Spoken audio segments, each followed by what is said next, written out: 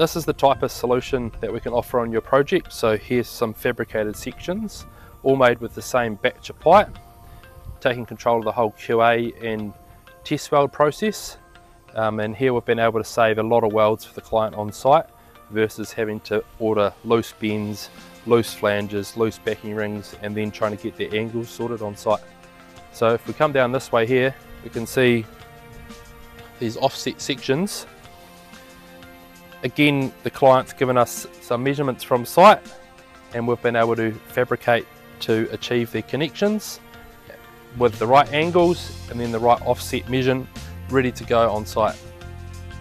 Here's an example of the level of detail that we can provide to you. So the client in this instance needed to provide drawings to the engineer for what that's actually going to be built.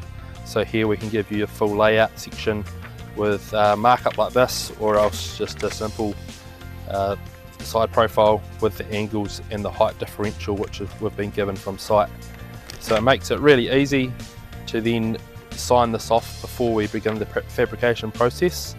And if there's details that we don't know, then we can cut this down and not make it quite so complex, and we may end up just doing one site weld here because we don't know this final measurement. But it gives us that ability to save you a lot of time and improve your program and methodology on your project.